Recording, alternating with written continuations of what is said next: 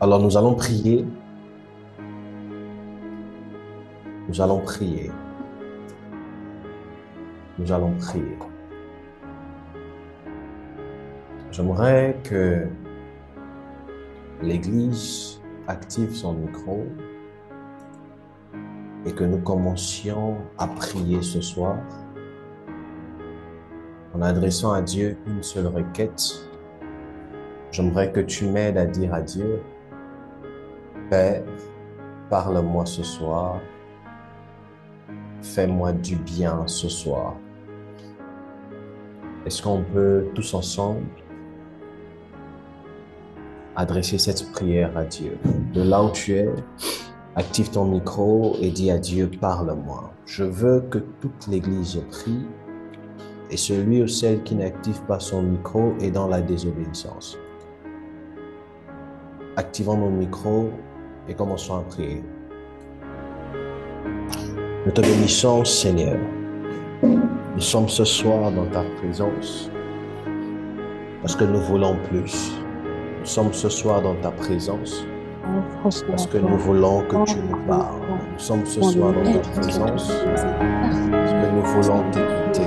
Nous sommes ce soir dans ta Laisse dans le nom de présence Jésus-Christ de parce Nazareth que nous que voulons la pleine bouche de ton serviteur soit davantage occupée Nous sommes ce afin soir de dans ta parler présence à un cœur ce soir parce que dans nous le nom voulons de Jésus. pleinement que tu nous Nous prions, parles, ô que tu Dieu, nous visites, que ta présence se fasse que claire tu et nous emmènes ressentir à une au autre Seigneur. dimension. Seigneur, parle-nous encore. Parle-nous ce Parle-nous, soir. ô Dieu, de par le Laisse temps, parce que Seigneur, que nous ne nos ferons pas cœurs seulement la soient prière, disposés. mais que nous serons là, Laisse ô que Dieu, nos cœurs après soient ce disponibles. qui sera dit dans Laisse le que nom de notre Jésus. esprit Laisse que notre esprit soit connecté à à la ta bonne fréquence parole. afin de recevoir, Seigneur, Ta le parole dans message notre sur une terre esprit. fertile. Dans le nom Ta puissant parole de dans Jésus-Christ notre de Nazareth, être. que ta parole rencontre Pose ta un cœur parole dans assoiffé notre ce soir. Que ta intelligence. parole rencontre, ô Père Dépose ta éternel, parole une dans vie assoiffée notre ce être. soir. Dans le nom puissant de Dépose ta Jésus. Dans parole le nom dans puissant de notre Jésus. être. Que ta parole, ô Dieu, Dépose ta parole la dans place notre de être. dans le nom puissant de Jésus. Dépose ta parole dans notre esprit. Nous te bénissons et par ces mots, nous désirons passer à une autre dimension. Par ces mots, nous aspirons à quelque chose de plus. Par ces mots, nous aspirons à un toucher particulier. Par ces mots, nous aspirons à Kebros, le diable, le mort, il y a des dés, et le douce, le bref, le diable,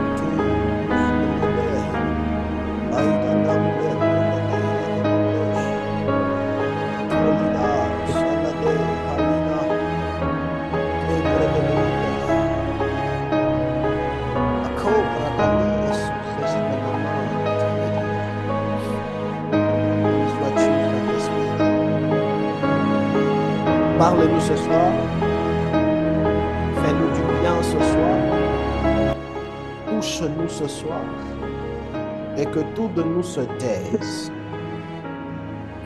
que notre intelligence soit stérile et que ton esprit parle à notre esprit, que ta parole soit oui et amen, selon que la Bible dit, elle est esprit et vie. Dans le nom de Jésus, nous venons de prier. Nous disposons cette atmosphère. Je dispose l'atmosphère à faciliter la compréhension des paroles qui sortiront de ma bouche.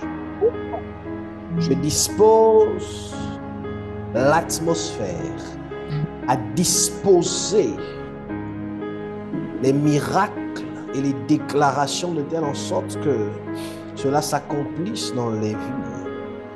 Je dispose l'atmosphère à favoriser la foi de quelqu'un ici à se mettre en mouvement. Dans le nom de Jésus, que l'Église me dise Amen. Amen. Amen.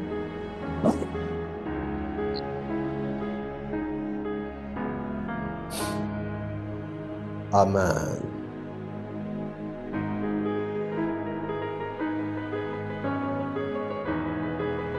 Quelqu'un m'aide à dire, il y a Dieu ici.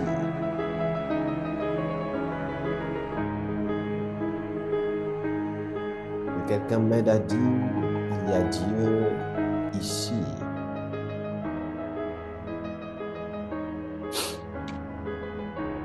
Il y a Dieu ici. Ce n'est qu'une affirmation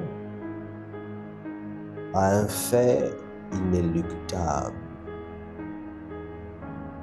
Il y a Dieu ici.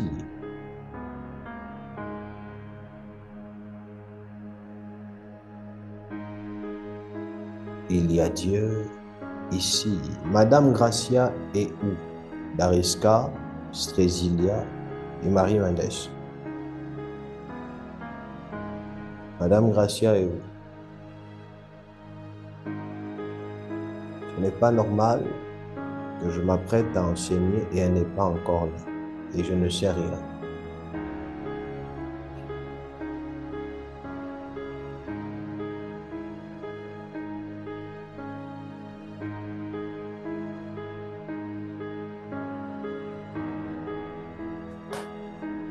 Exode chapitre 33.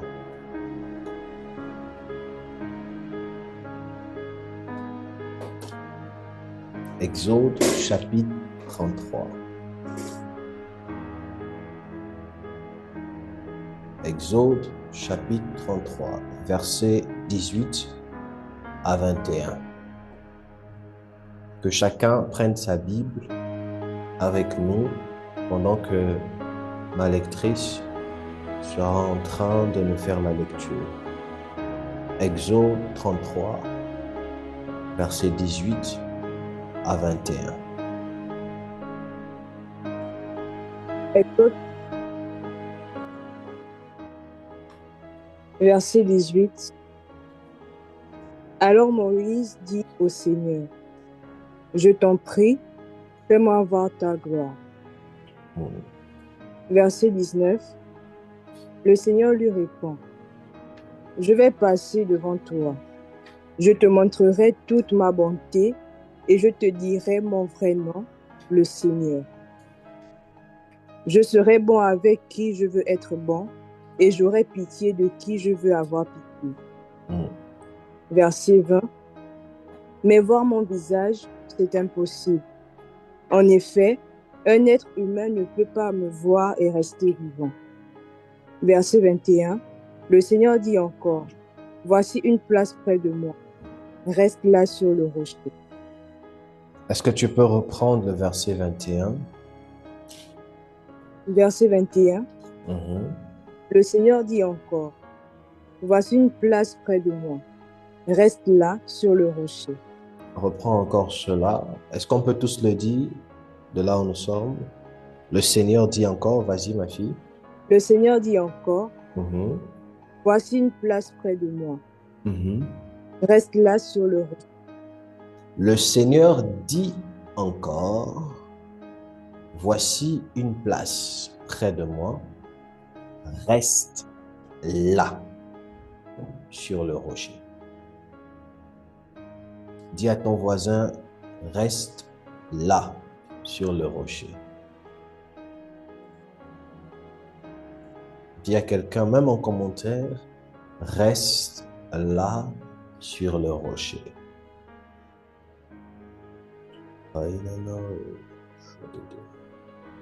Reste là sur le rocher.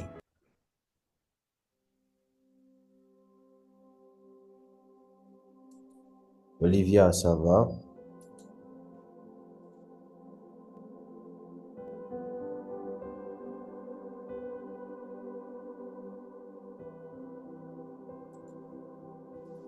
Reste là sur le rocher.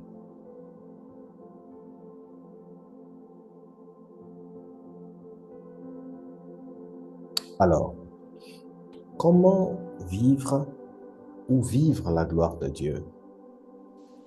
Dans l'introduction de mon propos, il y a de cela 2 semaines, si je ne m'abuse, j'ai eu à décliner un premier point, à savoir, si nous voulons vivre la gloire de Dieu, il est primordial pour nous de commencer par aimer Dieu.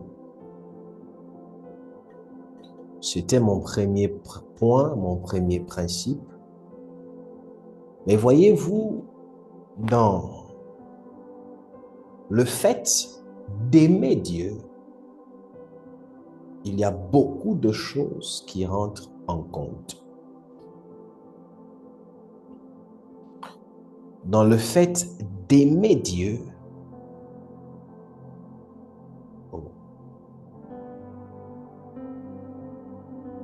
il y a beaucoup de choses qui rentrent en compte.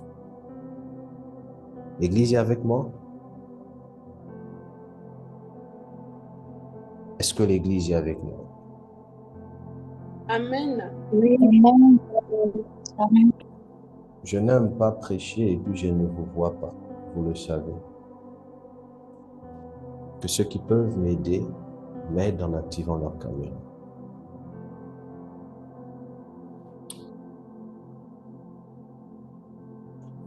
Béatrice, Mandy est où? Pauline, je l'ai invité, mais je n'ai pas vu encore vu connecter. Elle a un gros souci de connexion. Oui, Elle t'a dit comment elle allait? Elle va bien? oui, elle a dit qu'elle va bien. D'accord. On Vous vous s'est pas souvenez pris. de l'Église? Est-ce que vous vous souvenez de Mandy?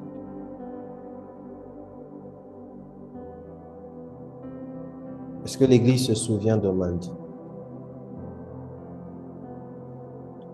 Vous savez, dans les choses de Dieu, on ne joue pas avec. Je commence ici parce que c'est un fait qui s'est passé ici et Dieu a fait grâce. C'est vendredi dernier qu'elle était là, elle avait deux soucis. Elle avait le cancer Elle a mis gonflé. et elle avait un bras qui était enflé. Et vendredi, pendant qu'on priait, sa connexion déconnait. Donc, elle n'a pas pu vraiment assister à la prière. Et je crois, le dimanche, elle a écrit à ma fille au secrétariat en disant que ça ne va pas.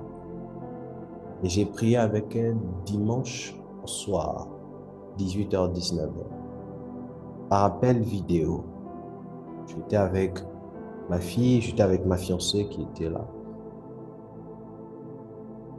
Et par appel vidéo, sur le champ, à l'instant T, en moins de 5-10 minutes, le bras qui était enflé s'est dégonflé. Oui, elle m'a dit ça aussi. Mais Elle t'a dit la ça? main est gonflée. Oui, Ah, gloire à Dieu. C'est la sœur de Béatrice. Elle-même, elle n'en revenait pas. Elle était troublée. Et le cancer que le docteur a diagnostiqué, au fait, Azaf a dit, il n'y a plus de cancer. amen. Vous m'entendez, Église? Oui, très bien.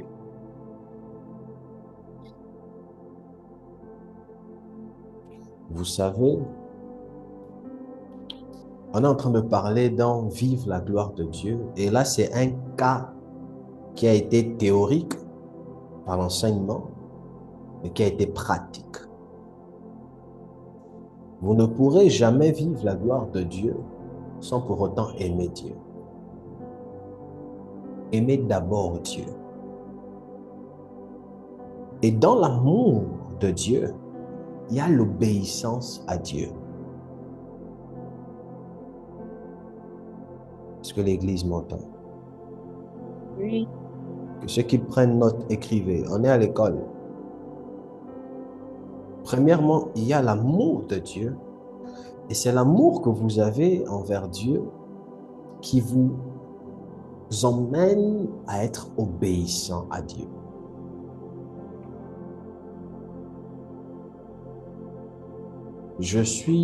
Permettez-moi d'être direct.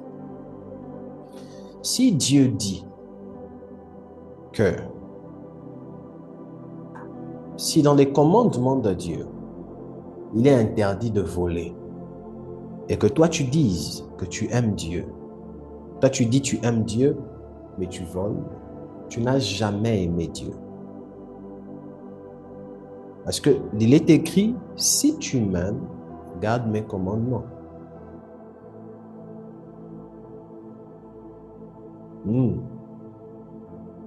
Est-ce que l'Église me comprend?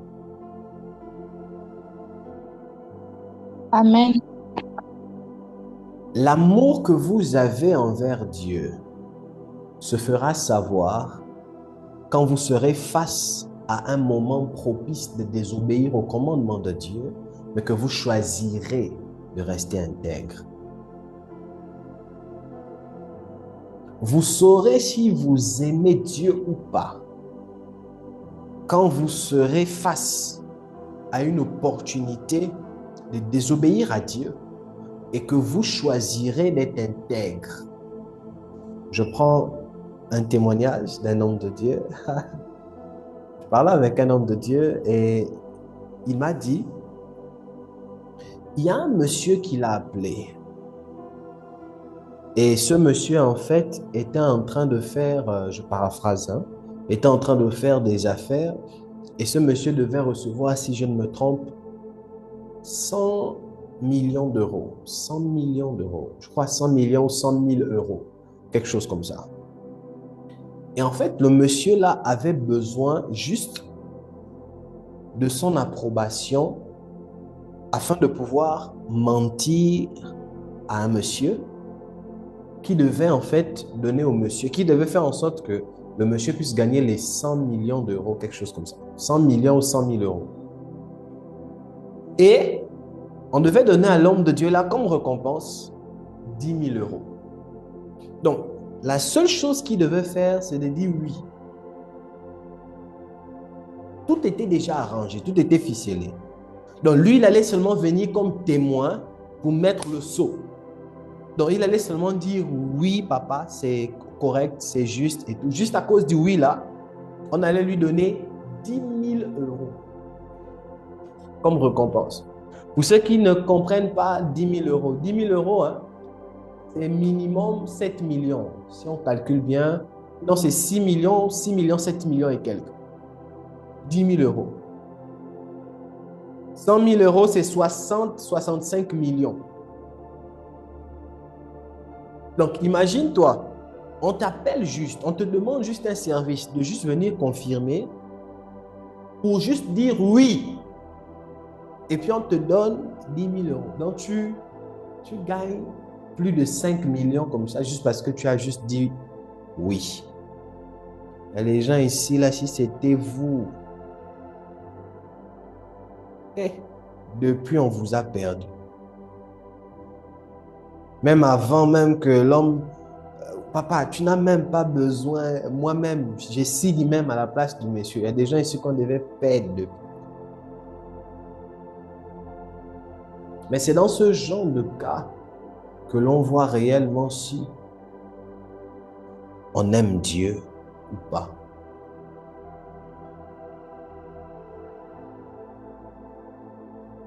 Est-ce que l'Église m'entend?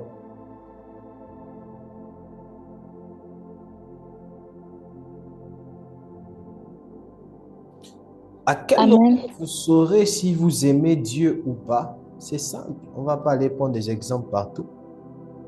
C'est dans la considération que vous mettez, que vous montrez dans les choses de Dieu. La prière commence à 20h, vous vous connectez à 20h15. Mais après, vous dites que vous aimez Dieu. Dans les petites choses du Seigneur, vous ne faites pas marque de sacré, mais c'est vous qui dites que vous aimez Dieu. Ce n'est pas possible.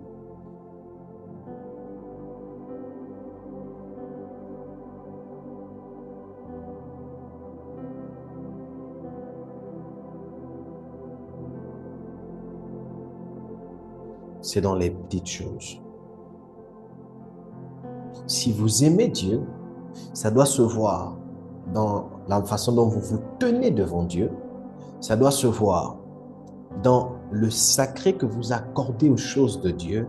Ça doit se voir dans la façon dont vous considérez votre homme de Dieu, ça doit se dans tout. Et vous savez ce qui est drôle en fait, c'est que dans les choses spirituelles, tout est relié. Premièrement, si vous aimez Dieu, ça se voit dans l'obéissance que vous montrez dans les choses de Dieu. Regardez, je crois que c'est dans la Bible, hein. Si ce n'est pas dans la Bible, alors c'est un adage. Comment voulez-vous gérer beaucoup de grandes choses si vous ne savez pas gérer le peu que vous avez? Comment voudriez-vous gérer 100 millions si vous ne savez pas gérer 10 000? Comment voulez-vous porter le poids de la gloire d'un grand ministère, d'une grande entreprise, si vous ne savez pas endurer les douleurs d'un petit ministère? Dans les choses là, c'est lié. Vous ne pourriez jamais espérer être élevé par Dieu à une grande dimension si vous ne savez pas donner la gloire et l'honneur à Dieu dans les petites choses.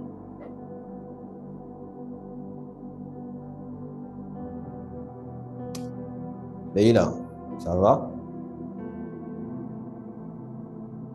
Oui, papa, ça va. Tu es à Thiès. Oui, Ta vie de prière, ça va bien? oui, ça va. Pardon? Oui, ça va. D'accord. Il faut faire attention, hein.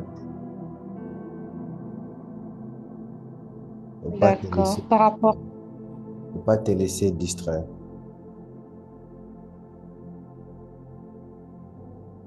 Ok. Je dis ça, je dis rien. C'est déjà beaucoup. C'est déjà beaucoup, hein?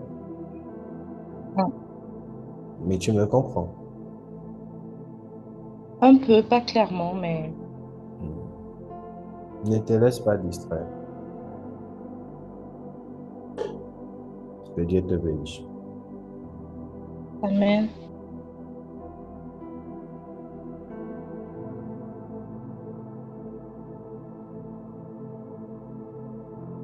Est-ce que l'Église me comprend ici?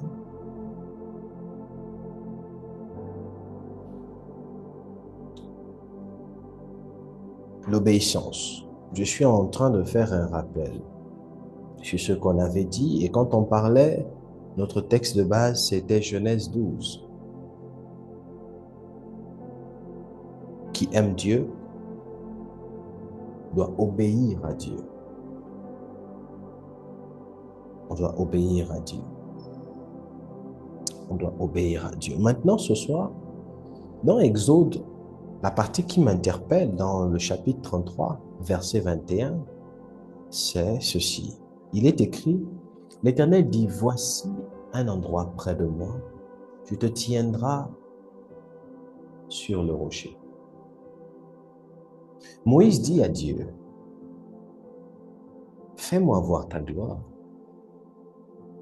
Père, je veux te voir. À ITS, nous sommes dans une série d'enseignements intitulée Vivre la gloire de Dieu. Donc, c'est comme le soupir de Moïse actuellement.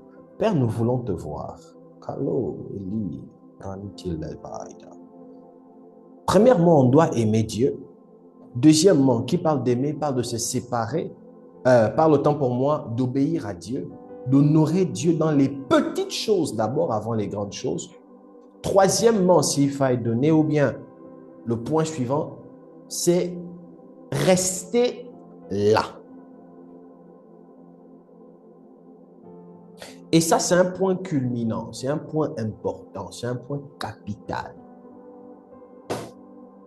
Il n'y a pas de gloire de Dieu sans positionnement. Vous ne pourrez jamais vivre la gloire de Dieu si vous ne vous positionnez pas quelque part. J'ai même envie de dire, on ne peut pas produire des fruits ou des preuves si on n'est pas positionné. Celui qui a compris a compris. Donc, il n'y a pas de gloire sans positionnement. Mais la chose aussi qui est excellente, c'est qu'on ne se positionne pas n'importe où. Il y a un lieu. Regardez ce que Dieu dit. Il dit, voici un endroit près de moi. Tu te tiendras sur le rocher. Voici un endroit près de moi. 2 points. Tu te tiendras sur le rocher. Il y a quelque chose ici. Premièrement, il y a l'endroit. Mais à cet endroit-là, il y a un rocher. Donc, il ne suffit pas seulement d'être à l'endroit, mais à l'endroit là, il y a un lieu spécifique sur lequel on doit se tenir.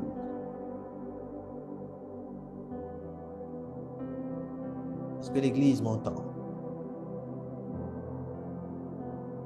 Il ne suffit pas seulement de dire j'aime Dieu. Il ne suffit pas seulement de dire j'aime Dieu. Il ne suffit pas seulement de dire je suis chrétien. Il ne suffit pas j'aime Dieu, ça c'est tu te tiendras à un endroit. Je suis chrétien, ça c'est voici un endroit auprès de moi. Ça c'est là-bas. J'aime le Seigneur, ça c'est l'endroit qui est près de Dieu là. Mais tu dois aller au-delà de l'endroit. Dans l'endroit, tu dois trouver un autre endroit qui s'appelle le rocher. Donc, en d'autres termes, le rocher là s'appelle qui? Christ. Parce qu'on sait que Christ est le rocher des âges.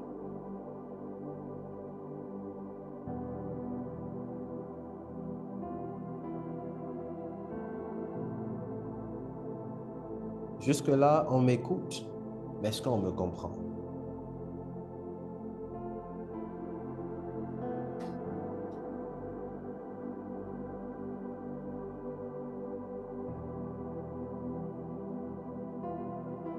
Donc, ça veut dire que si je veux vivre la gloire, il ne me suffit pas de croire en Dieu.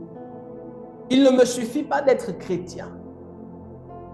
Je dois rester sur le rocher.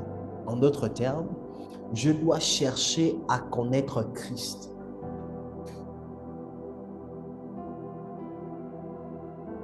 Rester sur le rocher est la symbolique de se laisser conduire par Christ, d'avoir pour fondement Christ, mais aussi de chercher à connaître Christ, de ressembler à Christ, de demeurer dans la présence du Christ.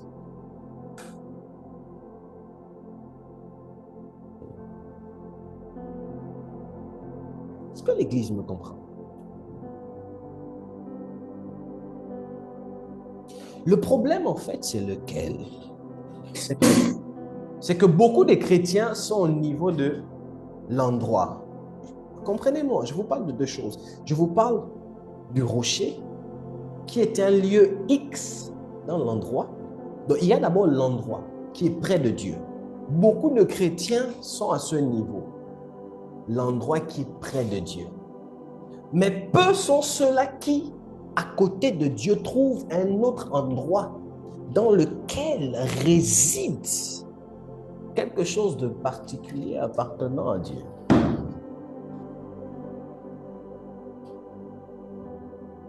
Gracia, ma fille, bonsoir.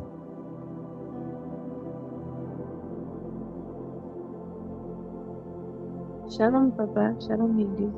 Ça va bien? Ça va. Je suis en Ça retard va, de c'est bon, 30 ça va. minutes. Pourquoi tu es en retard? Il y a la coupure, en fait. J'étais endormie. Donc, j'ai pas...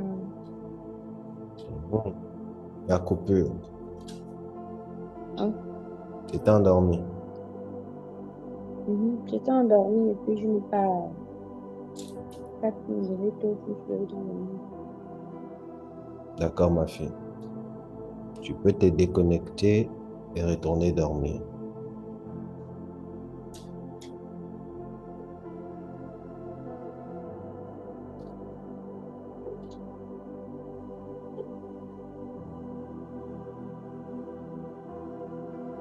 Dieu te bénisse. Donc, il y a l'endroit et l'endroit à côté de Dieu. L'Église m'entend? Est-ce que vous êtes là? Amen. Papa, nous y sommes. D'accord.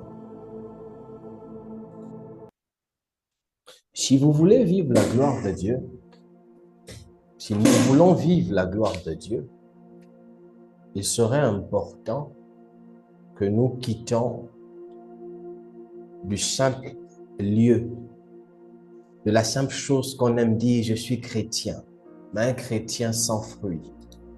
De la simple chose qu'on aime dire, j'aime le Seigneur, mais un amour sans fruit. Il faudrait que dans notre christianisme, on se positionne. Et c'est là où j'ai envie de vous amener. Quand vous lisez ce texte, vous comprenez en fait que si Moïse allait juste là où Dieu lui a dit, si Moïse se limitait à être près de Dieu, sans pour autant être sur le rocher, Moïse devait rater les choses. Donc en fait, il est possible d'être près de Dieu, mais de ne pas vivre la gloire, parce qu'on n'est pas là où Dieu aimerait qu'on puisse être. Parce qu'auprès de Dieu, il y a un autre lieu dans lequel Dieu nous attend.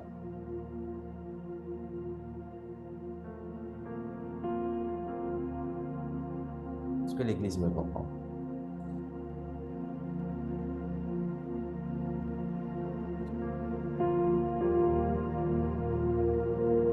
Qu'est-ce qui fait en sorte que beaucoup de chrétiens, leur vie est statique, leur vie n'avance pas? Parce que beaucoup ne sont même pas près de Dieu, premièrement. Deuxièmement, ceux qui essaient de bouger quand même et de voir certaines choses sont près de Dieu, mais se limitent à être près de Dieu. Ne cherche pas à aller plus. Or, auprès de Dieu, là, j'insiste là-dessus parce que c'est vraiment important. Il y a un lieu, il y a un autre lieu, il y a un autre endroit qui est important pour Dieu.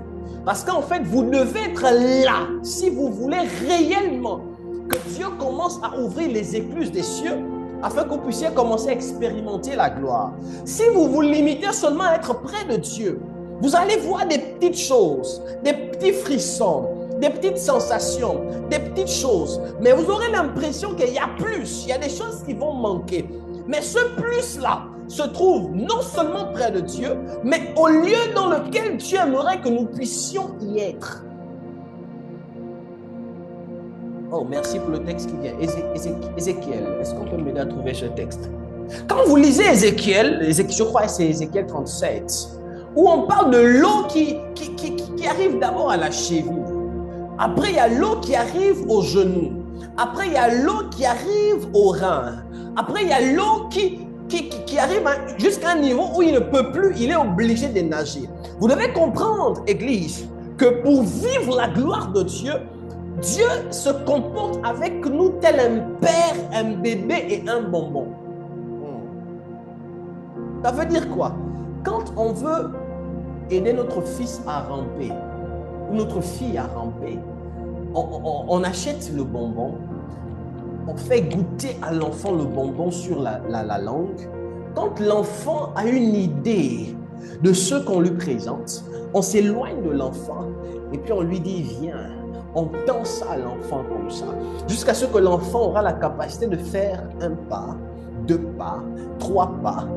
Il ne fera assurément pas tout le même jour, parce qu'au début, on n'ira pas très loin. Au début, on va peut-être le pousser d'abord à faire un seul pas. Après-demain, on va amener l'enfant à faire 2 pas. Après-demain, on va l'amener à faire 5 pas, jusqu'à ce qu'il soit capable de marcher. Le but, en fait, c'est lequel? C'est d'amener l'enfant à se tenir debout et à marcher. Mais pour l'enfant, le but, c'est lequel? C'est d'avoir le bonbon. Donc, la même action, mais qui va produire des satisfactions. On dit comment? Des satisfactions différentes.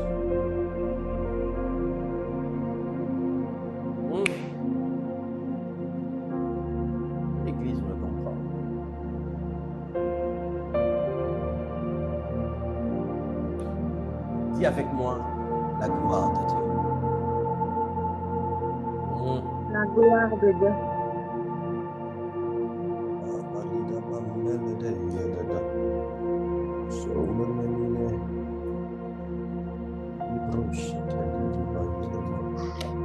Dis encore avec moi la gloire de Dieu. La gloire de Dieu.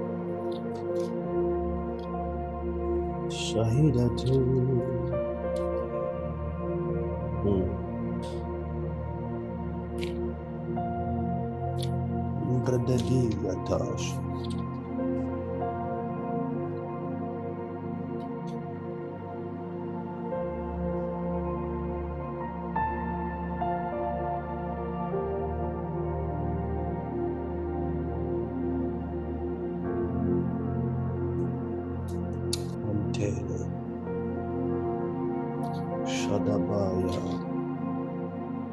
Ikelida, Mendada, Yakus, Ebredemida.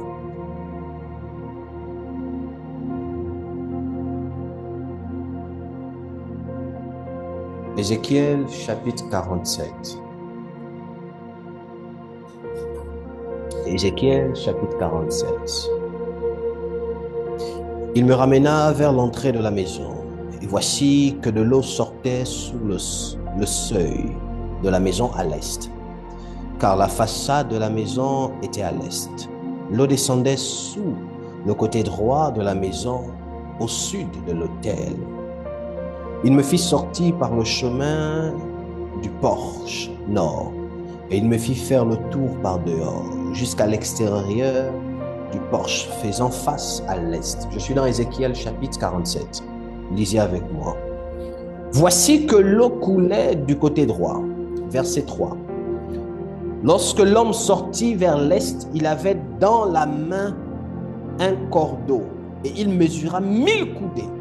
Il me fit traverser l'eau et j'avais de l'eau jusqu'aux chevilles. Il mesura encore 1000 coudées et me fit traverser l'eau, et j'avais de l'eau jusqu'aux genoux. Il mesura encore 1000 coudées et me fit traverser, et j'avais de l'eau jusqu'aux reins. Il mesura encore 1000 coudées. C'était un torrent que je ne pouvais traverser, car l'eau était si profonde qu'il fallait y nager. C'était un torrent qu'on ne pouvait traverser. Il me dit, as-tu vu, fils de l'homme? Il me conduisit et me ramena au bord du torrent.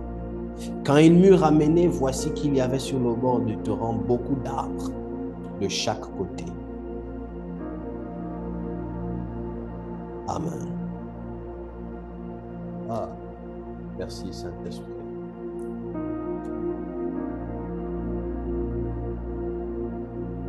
Merci Saint-Esprit.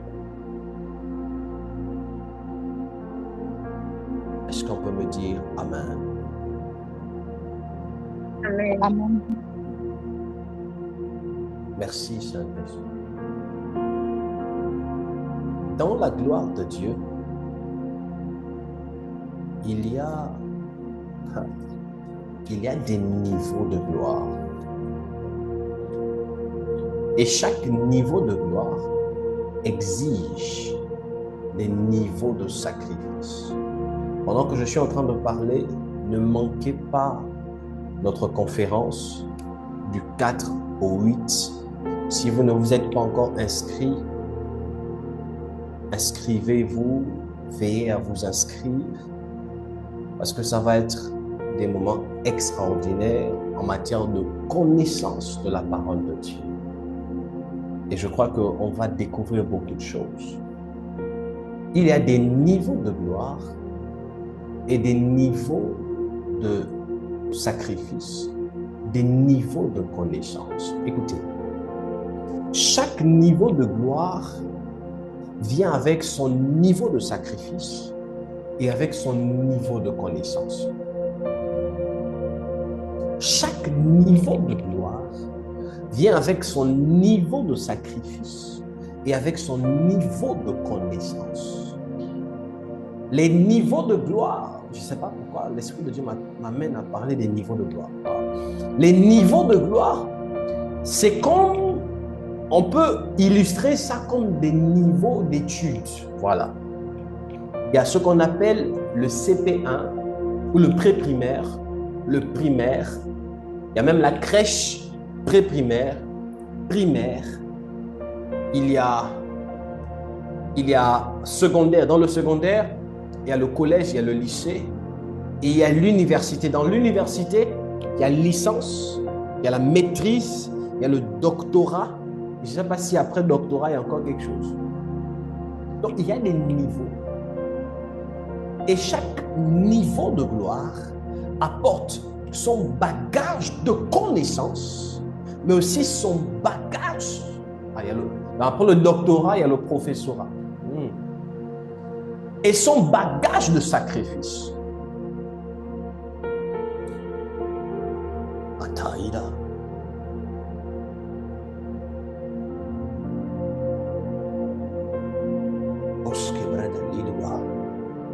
Vous allez voir des personnes qui vont raisonner en disant ceci. Ah, vous là, avec vos histoires des églises là, on peut prier Dieu à la maison. Dieu est partout. Est-ce qu'on est forcément obligé d'aller à l'église? Ne discutez jamais avec ce genre de personnes. Parce que c'est comme vouloir expliquer les complexes à un enfant de 4e année. Il ne va pas comprendre. Si vous expliquez les complexes, la partie réelle, la partie imaginaire, à un enfant de 4e année, il ne pourra pas comprendre. Pour lui, c'est des micharabia, comme on dit. Donc, avec ce genre de personnes, comprenez que le genre de résultat qu'il a en Christ Jésus, ou en Dieu, ou en Christ, est étroitement lié avec le genre de connaissance qu'il a. La gloire qu'il manifeste est étroitement liée avec le nombre, ou du moins le sacrifice qu'il paye.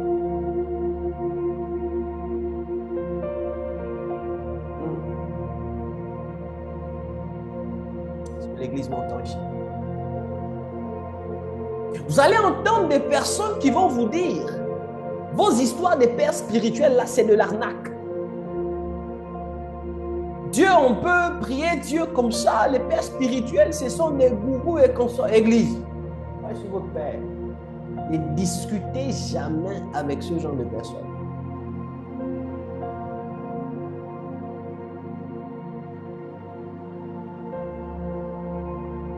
C'est comme vouloir obliger un fou à manger dans une assiette. Il ne comprendra pas la logique de cela. Pour lui, c'est le fumier qui est plus important, la poubelle.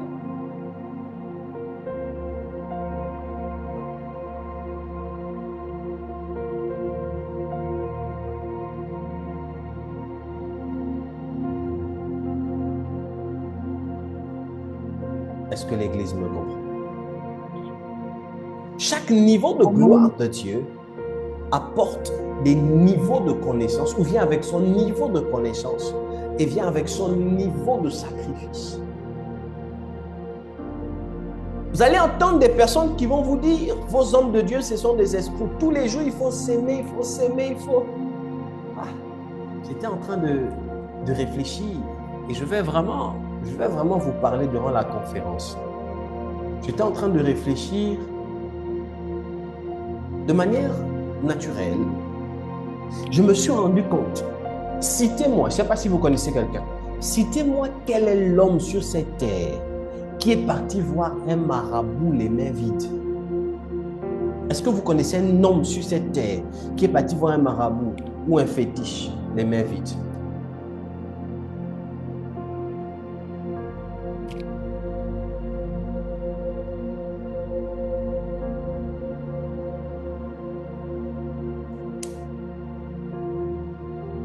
Pas sûr que vous connaissiez.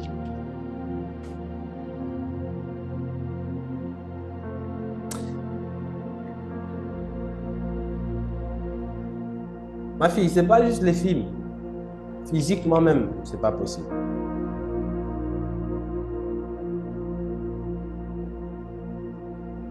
Il y a un prix à payer en toute chose. Mais regardez ce que la Bible dit. Deutéronome 16:16. Je paraphrase. Tu ne viendras pas dans la maison de Dieu devant l'Éternel les mains vides. Deuxièmement, je paraphrase. On ne va pas voir un prophète les mains vides. Deuxièmement. Ça, c'est une parenthèse que j'ouvre. Je me suis rendu compte que l'une des choses qui fait en sorte que vos prières ne sont pas exaucées, c'est parce que vous vous êtes habitué à venir dans la maison de Dieu les mains vides. Est-ce que vous savez que c'est un péché de venir assister au culte les mains vides?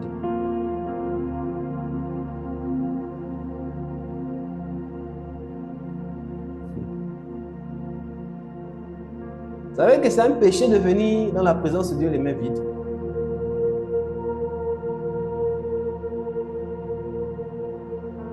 Là, c'est difficile, c'est dur. Merci, mon frère. Là, c'est dur. C'est un principe que les occultistes ont compris, que les francs-maçons ont compris, que les hommes de l'autre côté ont compris. Ils ne vont jamais voir leur marabout les mains vides. Ils ne vont jamais voir leur ganga les mains vides. Ils ne vont jamais voir leur féticheur les mains vides. Ils ne vont jamais... Mais vous, les chrétiens, vous venez les mains vides et puis vous vous posez des questions. Pourquoi il n'y a pas d'exaucement? Je vous donne rendez-vous du 4 au 8 décembre. Si après cette conférence, ta vie ne change pas, je ne sais pas. C'est que toi, on doit t'imposer l'huile, on doit t'imposer les pieds, on doit t'imposer les mains. Même la tête, on doit te l'imposer.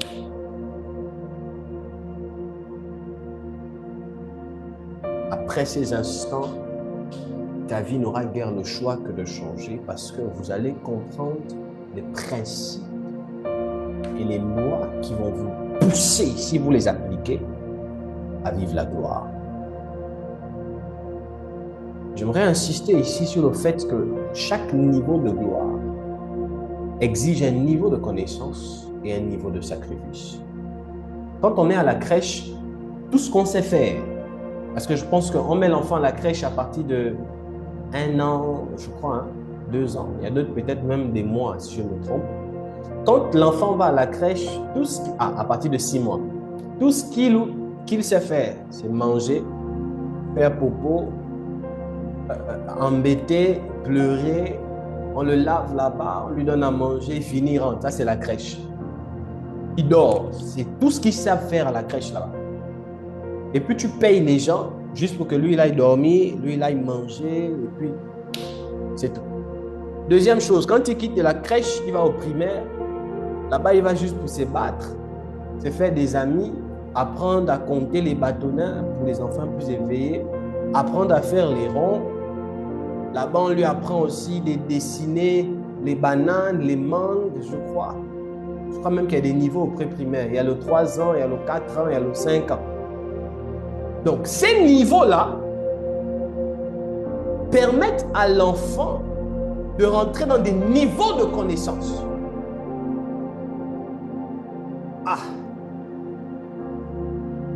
Chaque niveau exige un niveau de connaissance. Chaque niveau expose l'enfant à une dimension de connaissance. Mais quand l'enfant quitte le pré-primaire, il rentre dans ce qu'on appelle le primaire. Et dans le primaire, il entre dans la manipulation de 3 signes. Plus, moins, multiplication, division.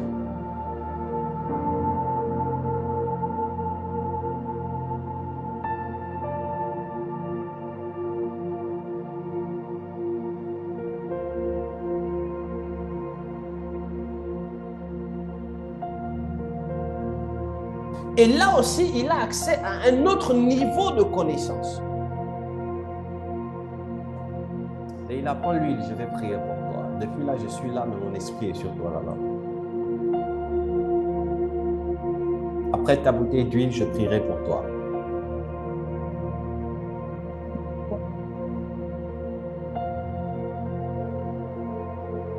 C'est l'une des raisons pour lesquelles, si quand tu étais en Christ, au début, quand tu t'es converti, les choses allaient tout simplement, après 1 an, tu as l'impression que le Saint-Esprit est loin, il n'est pas loin. Il est en train de t'appeler à un autre niveau de gloire, où tu dois rentrer dans les 1 jour des jeûnes. À un moment donné, tu as l'impression que 1 jour des jeûnes, ça ne te fait plus rien. L'Esprit de Dieu t'appelle à un autre niveau de gloire, où tu auras accès à d'autres dimensions de connaissances, d'autres dimensions de prix à payer. Et là-bas, tu dois entrer dans 2 jours ou 3 jours de jeûne et prière. Après 3 jours de jeûne et prière, il va t'appeler dans un autre niveau de connaissance, un autre niveau de gloire, un autre niveau de prix à payer. Où là-bas, tu vas entrer dans 7 jours de jeûne et de prière. Quand tu vas sortir, les gens vont voir les malades qui guérissent, les gens vont voir les sourds qui entendent, les gens vont voir les affaires qui prospèrent, les gens vont se dire, mais comment elle fait? Les chrétiens, même comme toi, te diront, mais comment c'est possible? Quand tu vas simplement leur dire que c'est le jeûne de la prière, ils vont te dire, non, c'est pas possible. Ah, je ne peux pas gêner pendant 7 jours, papa, mon corps n'est pas encore. Comprends qu'il y a des niveaux qui ne sont pas encore prêts.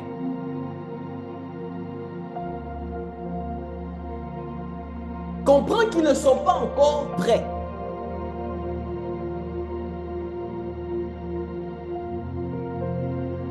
C'est l'une des raisons pour lesquelles moi, je ne discute plus avec certaines personnes. Tu es prête, on va chercher Dieu.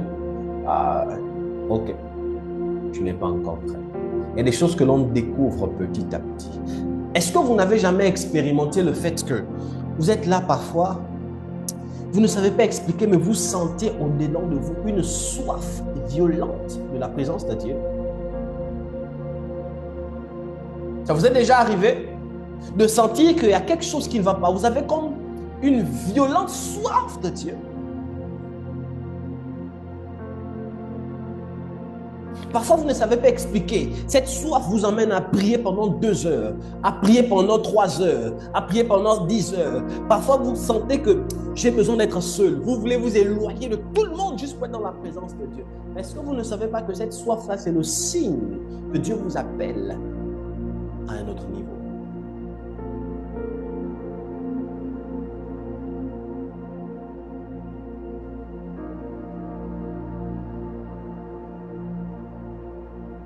Mais comment quitter d'un niveau de gloire à un autre niveau de gloire? C'est simple.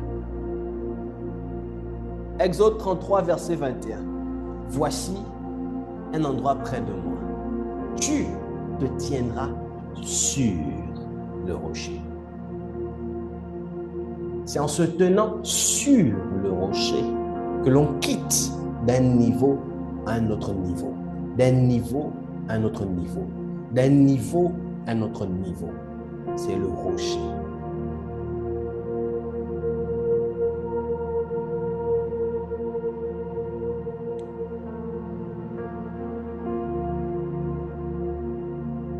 Quand vous lisez le verset 22, on dit, « Quand ma gloire passera, je te mettrai dans un creux du rocher, je te couvrirai de ma main. » Aïe, aïe. Il y a quelqu'un, le rocher. Le rocher. Le rocher nous permet de voir la gloire. Par le rocher aussi, on peut être couvert. Aïe, aïe, aïe. Le rocher.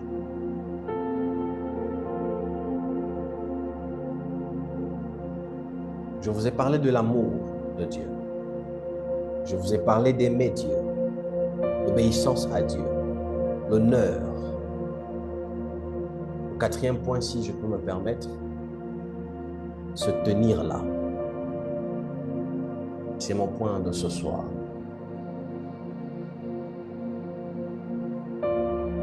Vous n'irez jamais loin avec Dieu. Vous n'allez jamais expérimenter la gloire de Dieu si vous ne vous tenez pas là. Le rocher C'est en vous tenant là sur le rocher que le rocher vous nourrira. Quand vous lisez, je crois, les épîtres, l'apôtre Paul qui parle, il dit le rocher qui a nourri d'eau le peuple d'Israël. Parce qu'à chaque fois qu'ils marchaient, il y avait un rocher qui marchait avec eux. Le rocher a la capacité de te nourrir, de te donner à boire. Parce que le rocher, c'est Christ. Le rocher a la capacité de te protéger. Le rocher a la capacité de te couvrir.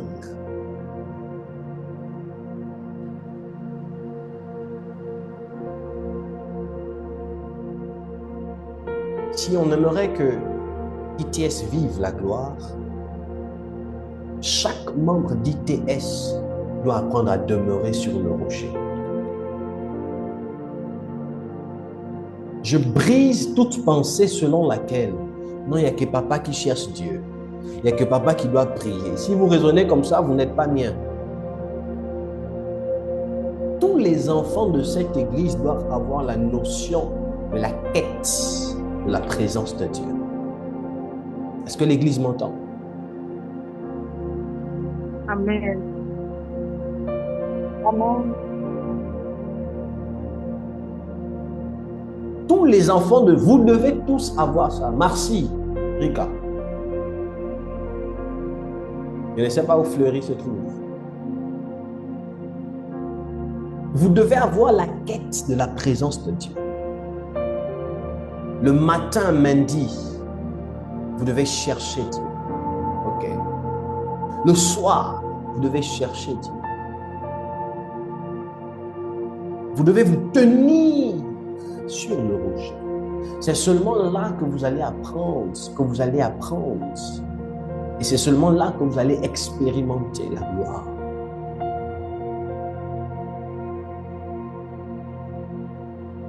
Se tenir sur le rocher veut dire écouter Dieu. Se tenir sur le rocher veut dire marcher selon la parole. Se tenir sur le rocher veut dire dresser une muraille de prière. On ne se tient pas sur le rocher en disant seulement je me tiens sur le rocher. On se tient sur le rocher en se tenant dans la prière. On se tient sur le rocher en mangeant la parole de Dieu, en appliquant les enseignements.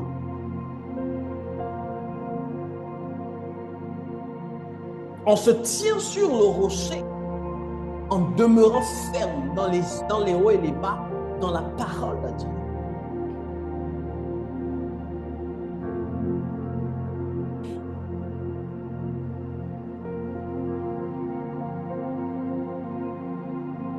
Et c'est seulement ainsi que l'on commence à rentrer dans les dimensions de gloire, afin de vivre la gloire de Dieu.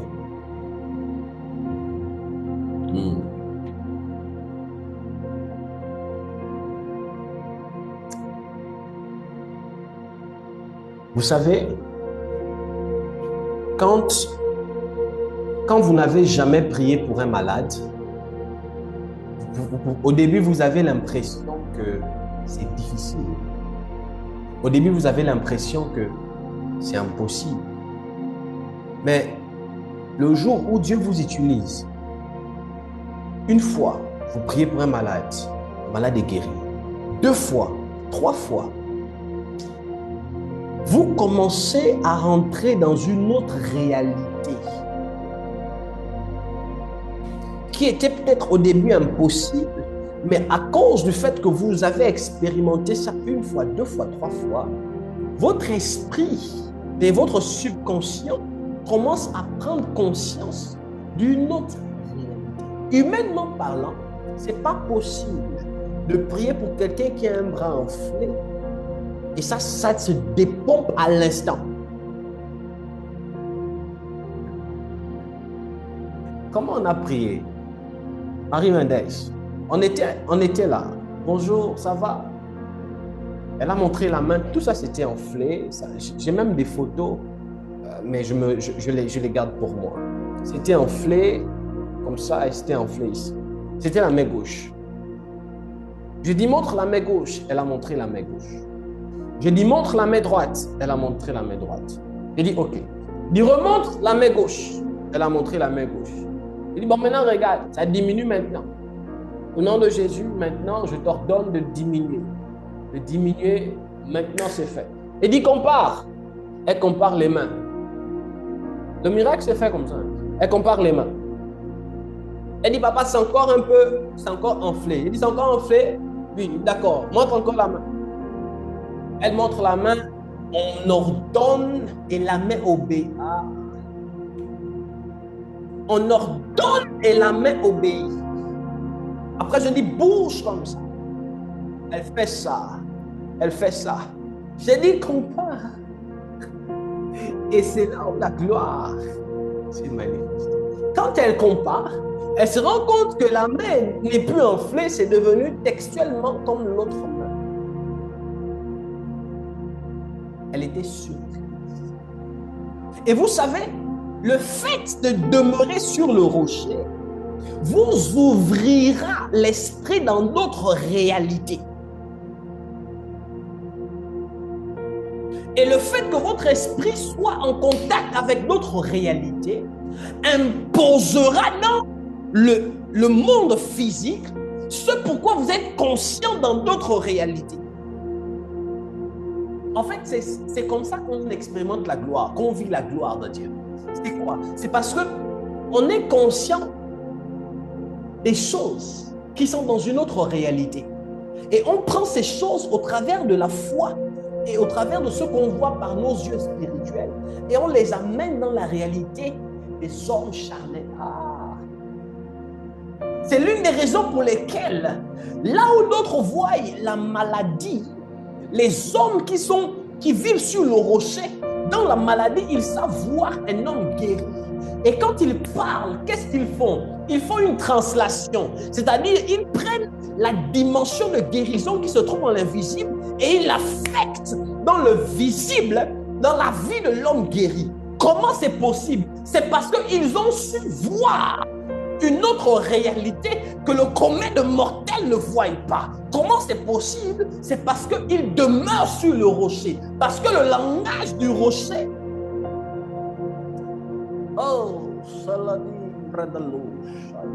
quand on arrive auprès du lieu qui est près de Dieu, quand on arrive au lieu qui est près de Dieu, ce lieu parle un autre langage. Ce lieu est soumis à notre loi.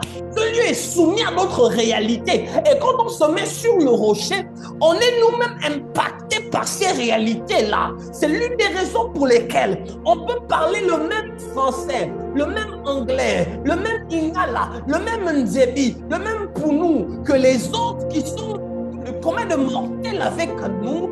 Mais au-delà de ça, nous, on a une autre réalité. On a un autre langage qui est associé aux mots qui sortent de nos bouches.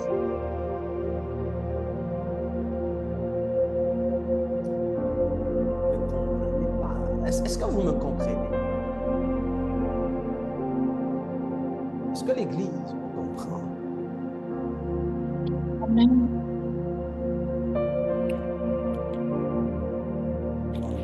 Permettez-moi de vous parler.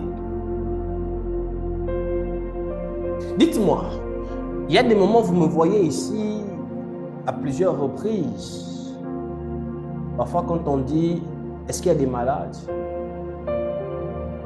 Et je dis, Dieu va vous guérir. Vous m'avez déjà vu dire ici, Dieu va vous guérir tout de suite. Je le dis parfois ici quand je m'apprête à prier pour les malades. Je le dis parfois ici quand je m'apprête à prier pour quelqu'un. Mais comment je fais pour savoir que cette personne sera guérie tout de suite?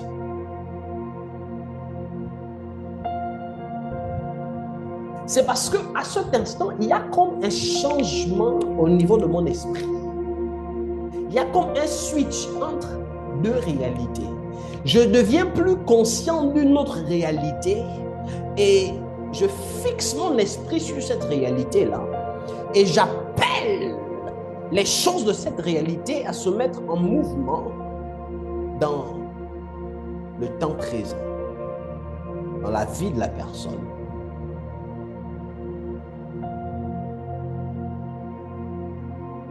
Je crois vendredi, il y avait Joël, mon fils, qui était malade depuis peut-être quelques semaines. Je n'ai même pas eu à prier pour lui. Il a commencé, il a été guéri. Et je me souviens, vendredi, je vous ai dit, vous n'avez même pas besoin que parfois je prie pour vous. Juste le fait de m'écouter pendant que je parle là, s'il y a des malades, les malades peuvent commencer à être guéris. Juste le fait de prendre ton téléphone, de m'envoyer un message, je me dis, papa, actuellement je suis malade. Dès lors où je prends le téléphone, je lis ton message. De là où tu es, tu reçois la guérison. Ah, vous me comprenez? Tout est une question de niveau de gloire, de niveau de connaissance, de niveau de sacrifice, des dimensions.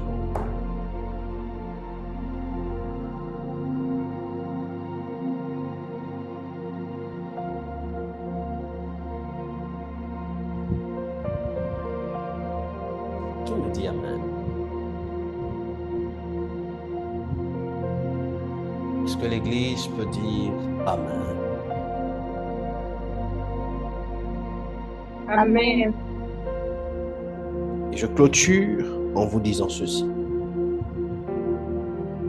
Quand on veut atteindre certains niveaux de gloire, quand on veut monter dans certains niveaux de gloire, on doit impérativement comprendre que cela exige un prix à payer. Et là, je rentre sur une loi spirituelle que j'en parlerai dans la conférence, qu'on appelle la loi de l'équivalence. Je vous expliquerai ça en profondeur durant la conférence. Tu ne peux pas vouloir atteindre une dimension où tu entends Dieu te parler audiblement si tu ne payes pas un prix qui est proportionnel à la dimension à laquelle tu aspires. C'est la loi de l'équivalence.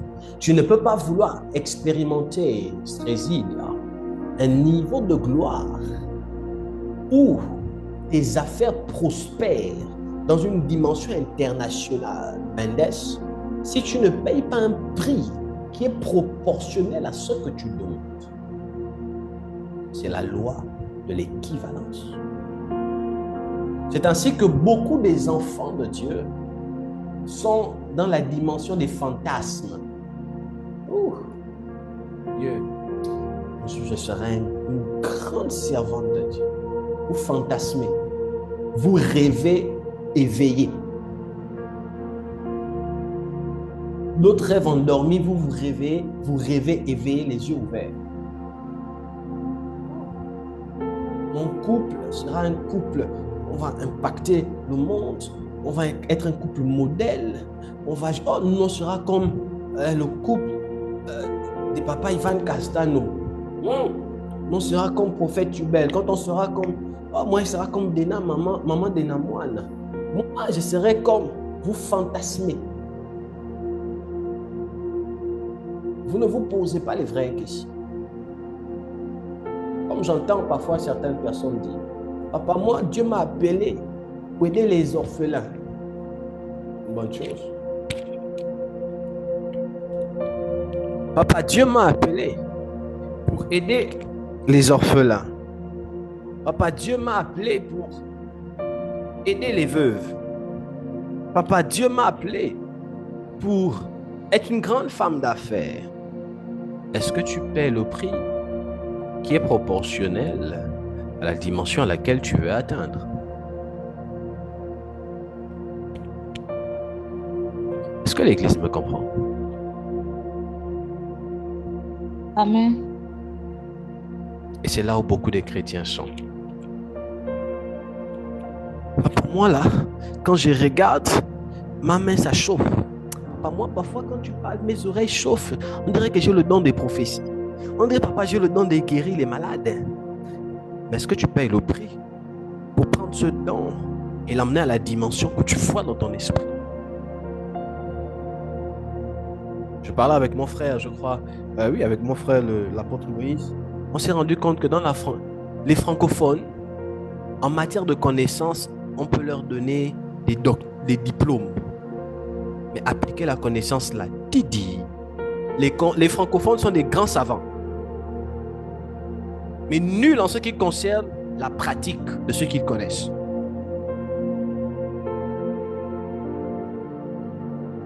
Mystère du parler en langue, tu vois, les langues, ils vont t'expliquer ça.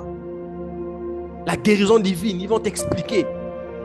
Et remarquez que nous, les francophones, nos thèmes, les thèmes des hommes de Dieu, il y a beaucoup de mystère des étoiles. On aime trop les mystères. Commençons à appliquer ça maintenant. Au-delà des mystères, est-ce qu'on paye le prix pour rendre ces mystères fonctionnels dans nos vies et palpables?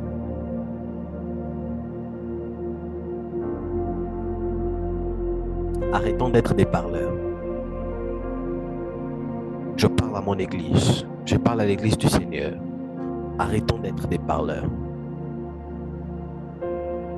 Soyons de ceux-là qui payons le prix. Tenons-nous sur le rocher. Ce n'est plus le temps pour la blague. Ce n'est plus le temps de s'amuser avec les choses.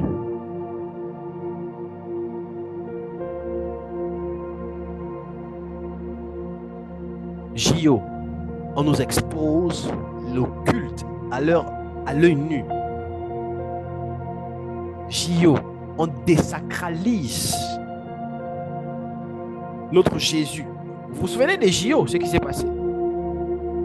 Cérémonie d'ouverture, cérémonie de clôture. Et les chrétiens sont seulement là dans les Dieu, Dieu, Dieu, Dieu seul, Dieu. Personne ne paie le prix.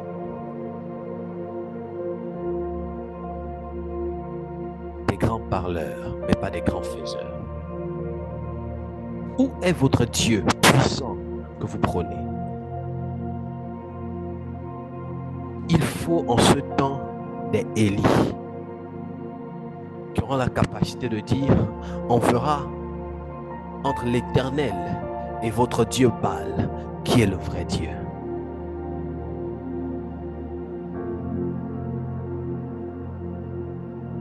Ok. Il faut des Élie.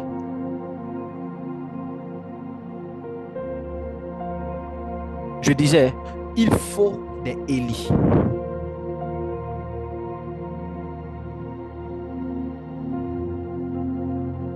Regardez les excuses encore des chrétiens. Ah papa, tout ça c'est écrit, c'est la fin des temps.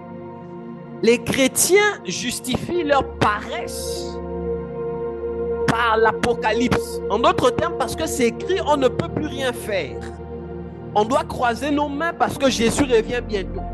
Donc ça veut dire, parce que c'est écrit, on doit accepter ça comme ça. Qui vous dit que parce que c'est écrit, que ça veut dire qu'on ne peut plus rien faire? Je n'ai pas dit qu'on peut annuler ce qui est écrit, mais on peut décider ceci. C'est vrai que c'est écrit dans l'Apocalypse, mais en mon temps, ça ne se passera pas. Je refuse qu'en mon temps, ces choses se passent. Je vais retarder ces choses. Je vais boycotter le plan de l'ennemi. C'est possible. Jean nous informe ce qui va arriver dans la fin des temps.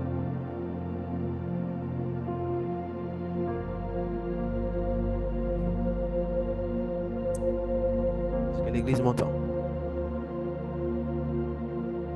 Est-ce que l'Église m'entend?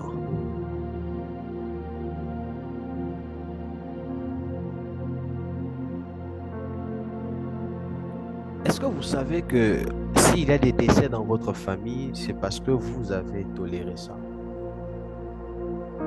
Quelqu'un meurt dans ta famille, voici comment tu vas répondre. Ah papa, Dieu a donné, Dieu a repris, la volonté de Dieu.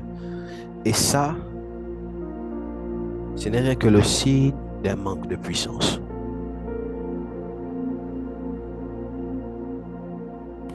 L'une des choses pour lesquelles je n'aime pas la maladie, je tairai le nom, mais la vérité c'est que ça me hante. C'est toujours là, je crois que j'ai raconté ça à certaines personnes. Ça ne fait pas encore 4 ans. une demoiselle est venue me voir dans mon bureau. Je me suis entretenu avec elle, j'ai prié avec elle. On devait commencer un programme de travail. Parce qu'elle m'a dit, elle est dans une église, on ne prêche pas le combat spirituel, mais elle dort, elle a des maris de nuit. Elle dort, il y a des hommes qui couchent avec elle, elle se réveille, elle est sale. Sa vie ne va pas. Sorcellerie sur sorcellerie. Quand elle va voir son pasteur, le pasteur lui dit, ah, mari de nuit là, c'est le signe que Dieu t'appelle dans une dimension de bientôt tu vas te marier. Ah! Quelqu'un dort, des esprits viennent coucher avec elle, le pasteur lui dit, bientôt tu vas te marier. C'est le signe. Et quand elle est venue me voir, je n'ai pas su réagir à temps. Elle vient me voir aujourd'hui, peut-être à 15h, 16h. J'ai discuté, je lui ai expliqué la parole et tout. On s'apprêtait à faire un travail. Apôtre. Je l'ai raccompagné. À 21h, non, 23h. J'étais déjà presque endormi. 23h, 24h, elle m'appelle.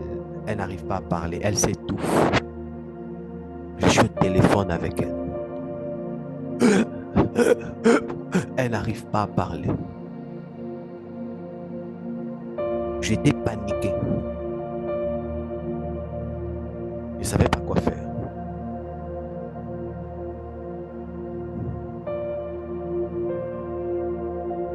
J'ai prié. J'étais paniqué. J'ai prié. Jusqu'à ce que... Parce qu'elle restait pratiquement seule. Dieu merci. Les gens sont venus casser la porte. On l'a amenée à l'hôpital. Et j'étais en prière. Je ne savais pas quoi faire. Je stressais. Elle est décédée.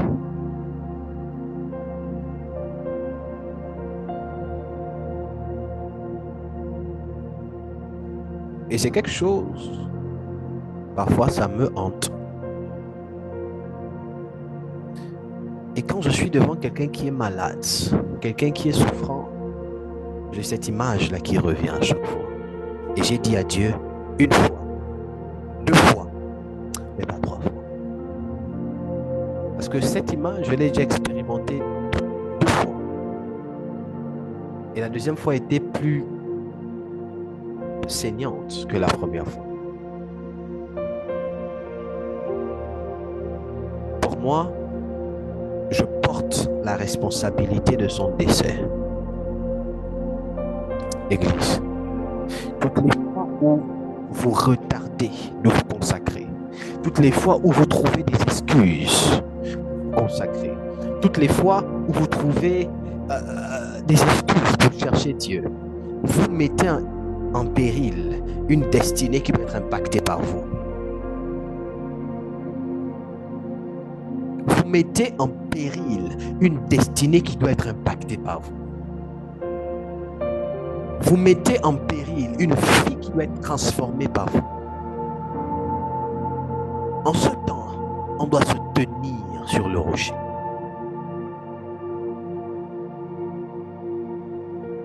J'ai deux slogans actuellement qui m'accompagnent. Et je prie que ça m'accompagne durant toute ma vie. Mes deux slogans sont ceci. Extrême consécration. Deuxièmement, la folie de la foi. J'ai dit à Dieu à cette fin d'année, jusqu'à ce que je me marie, et encore même dans mon mariage, si je dois mourir en jeûnant, je vais mourir en jeûnant. Mais il faudrait que les malades soient guéris. Il faudrait que les sourds entendent. Il faudrait que les hommes soient délivrés. S'il faudrait que je meure, je suis venu, c'est pour ça. J'ai tout laissé, c'est pour servir Dieu. Donc, il n'y a pas de raison que je manque de puissance. Il n'y a pas de raison qu'il y ait des malades qui ne sont pas guéris. Et quand je vous vois parfois jouer avec les choses, ça m'énerve.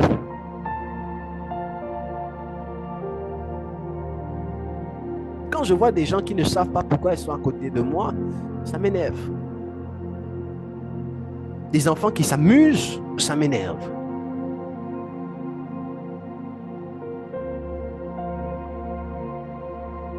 J'ai besoin des fils et des filles qui parlent mon langage, ceux qui reposent mon esprit, qui voient les choses comme je vois. On va impacter la société. On va guérir les malades. On va donner des emplois à ceux qui n'ont pas d'emploi parce qu'on va créer des entreprises. Ah. On va ressusciter les morts. J'ai dit à Dieu, moi je ne mourrai. Dieu ne va pas me prendre sur cette terre apôtre si je n'ai pas encore. Je dois ressusciter des morts. Pas le mort, des morts.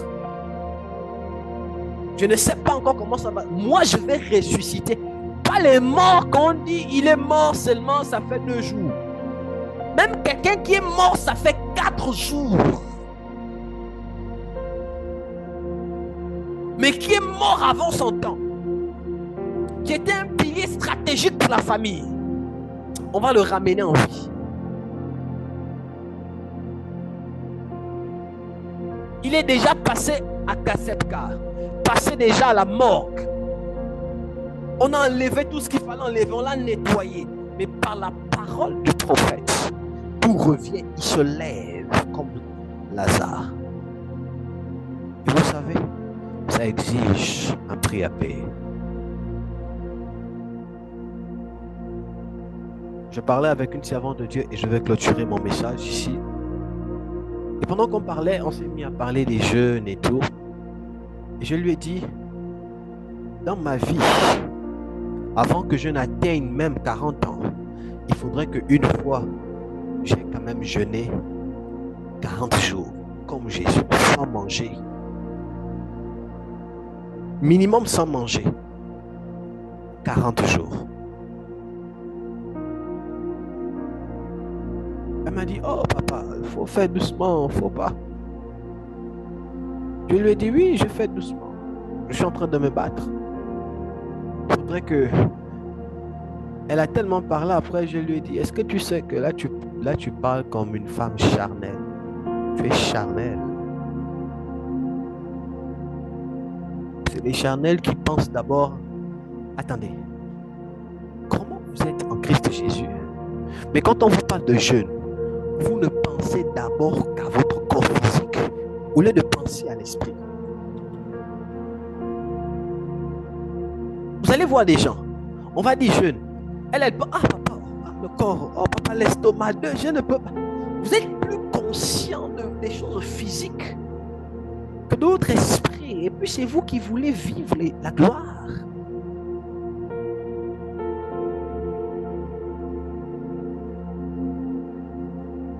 Je ne dis pas qu'on doit minimiser les médecins. Non, les médecins jouent leur rôle, c'est important.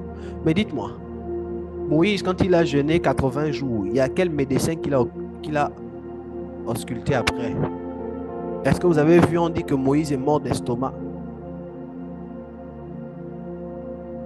Il a fait 40 jours, après il a fait 40 jours. Quand Jésus a jeûné 40 jours, est-ce que vous avez vu dans la Bible où on dit il est tombé, il y a un médecin qui est venu, parce qu'il y avait problème, Jésus avait les problèmes d'estomac.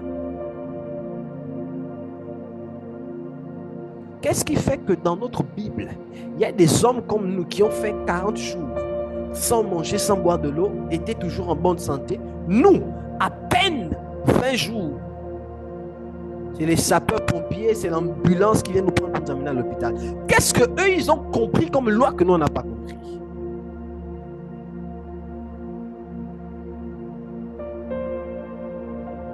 Église, cherchons Dieu. Cherchons Dieu. Si on veut vivre la gloire, restons sur le rocher.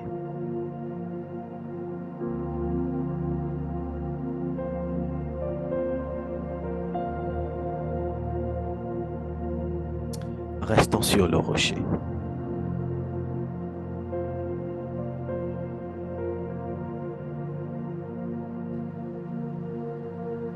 De là où tu es, lève ta main et dis après moi, Seigneur, fais-moi voir ta gloire.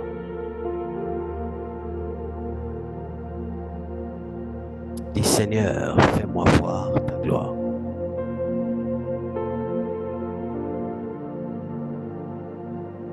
Seigneur, fais-moi voir ta gloire.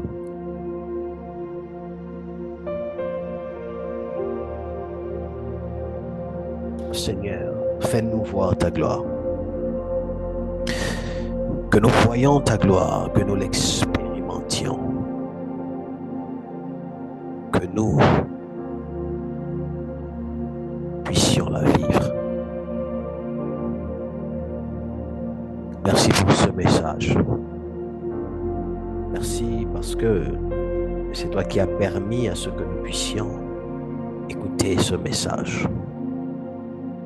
Le point de ce soir était de rester sur le rocher. Alors donne-nous de demeurer là, sur le rocher. Que l'honneur, la gloire, la magnificence te reviennent. Dans le nom de Jésus. Amen. Que Dieu vous bénisse.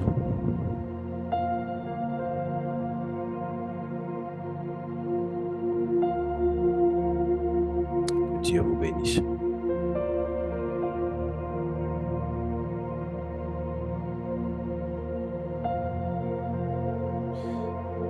Alors, je passe rapidement aux annonces.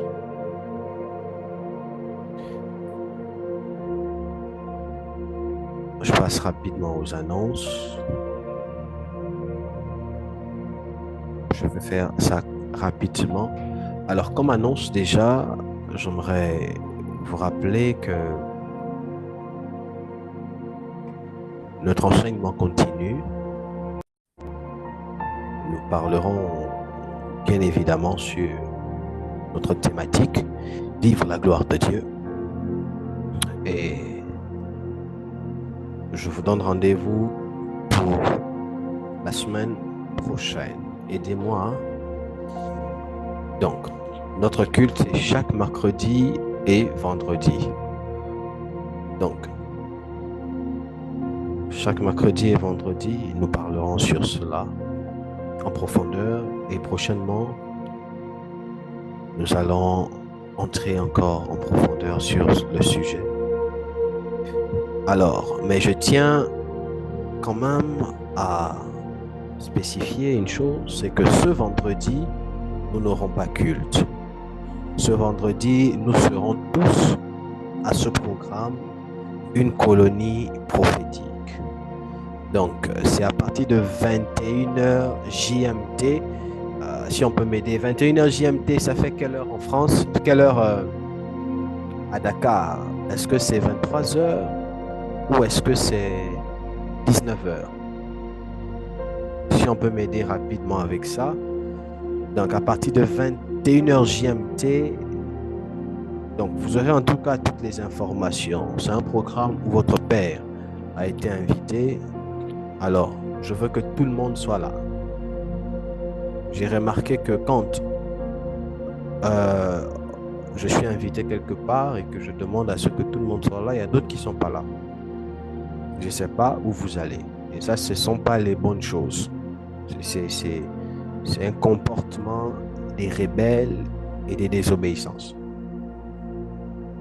Donc, quand papa donne une instruction, logiquement, on est censé tous se prédisposer pour suivre cette instruction.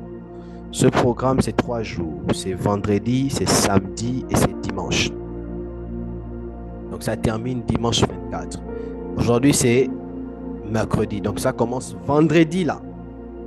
Vendredi qui vient, vous aurez le lien, vous aurez tout partagé.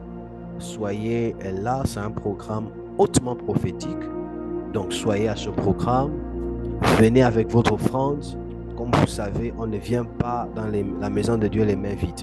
Vous voulez vous connecter à tout ce que les hommes de Dieu vont donner. Ils ont des grâces. Apportez vos offrandes. Ne venez pas seulement dire les Amen là-bas. Préparez déjà vos offrandes durant les 3 jours du programme.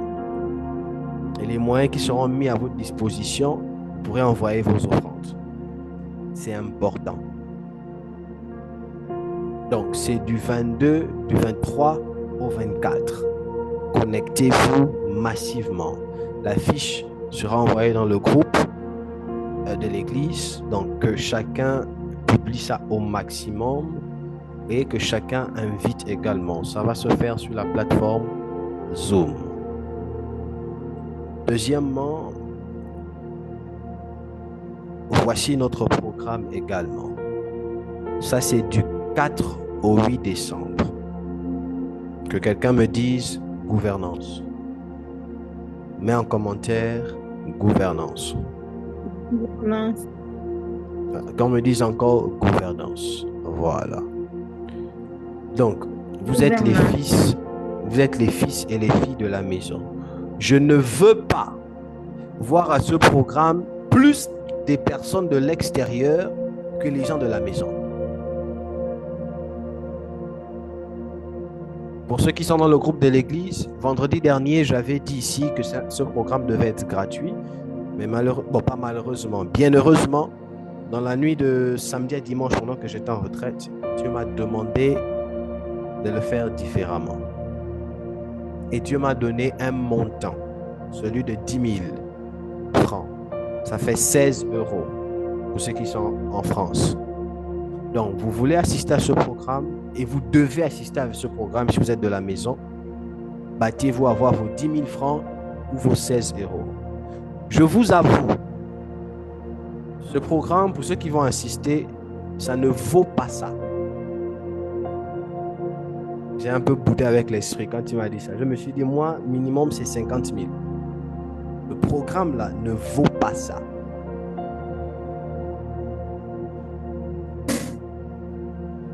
C'est un programme qui ne vaut pas ça. Normalement, c'est minimum 50 000. Mais l'Esprit de Dieu m'a dit 10 000. Et j'obéis. Durant ce programme, les personnes qui vont assister à ce programme vont avoir des enseignements précis et détaillés.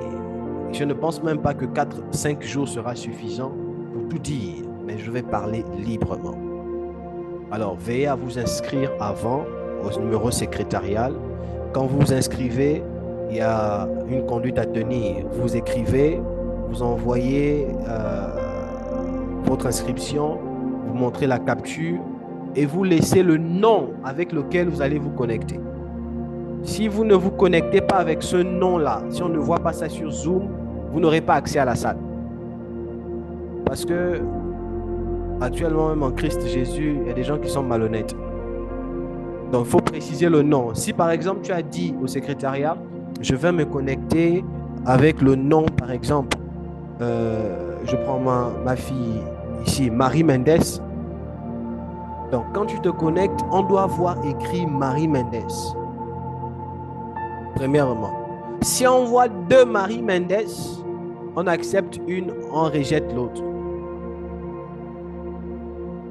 Est-ce que l'église m'entend? C'est vraiment important ce que je suis en train de dire. Vous m'entendez?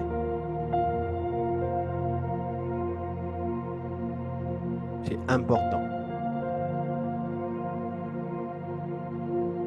Donc, et j'insiste, que tu sois en France, ma fille qui est au Portugal, Béatrice, au Gabon, au Sénégal, prévoyez 10 000 francs, 16 euros, je ne sais pas en dollars, je crois que ça fait 15 ou 14 dollars.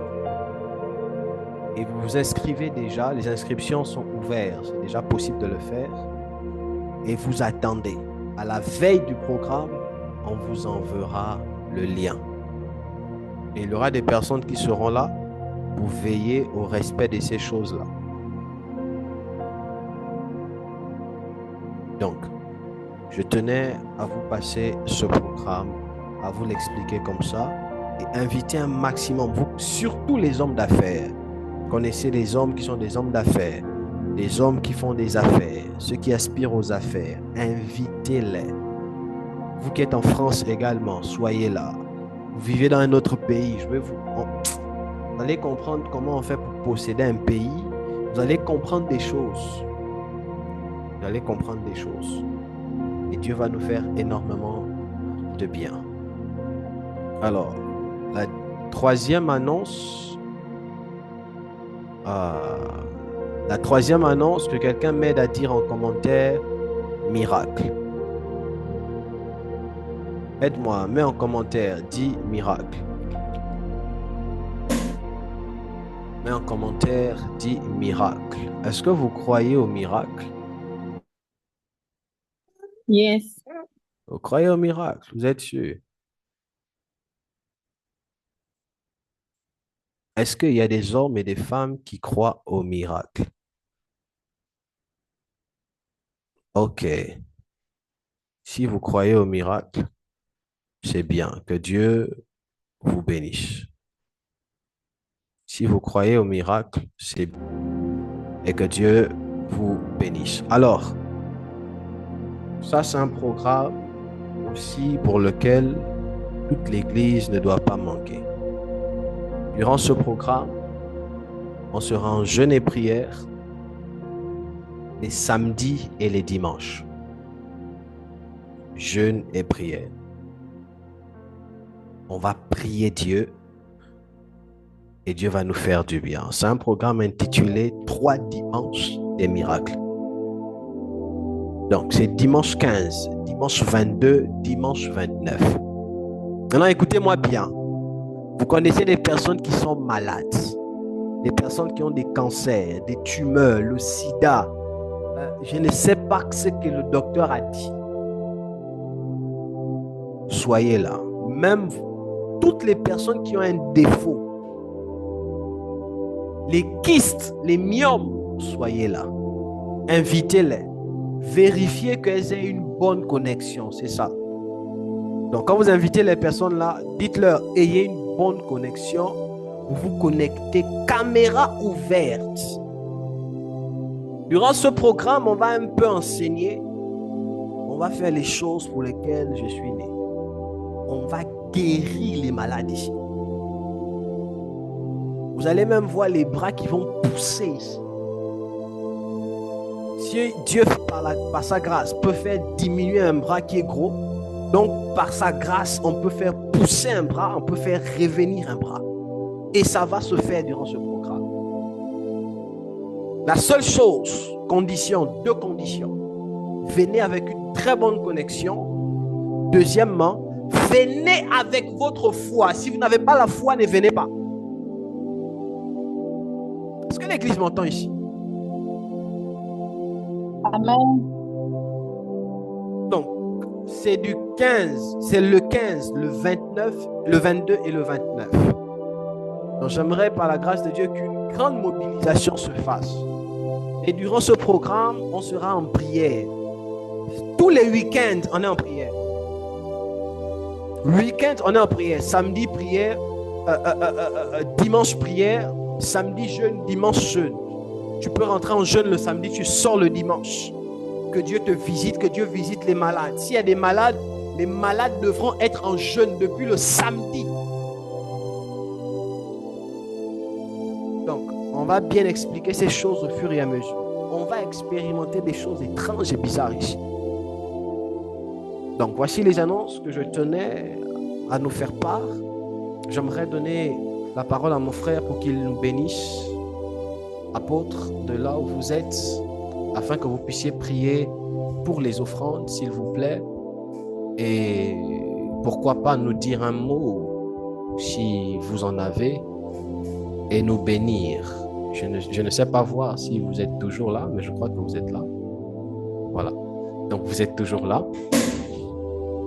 Donc, je passe la parole à l'apôtre qui devra prier pour la fin, tout en priant pour les offrandes. Prenez vos offrandes de là où vous êtes et il devra aussi prier pour la fin. Donc, apôtre, à vous la parole. Merci mon frère. Bonsoir ITS, je suis très heureux d'être avec vous comme d'habitude. Amen. Et je vais prier pour la fin. Avant de prier, vous savez, j'aimerais vous dire quelque chose.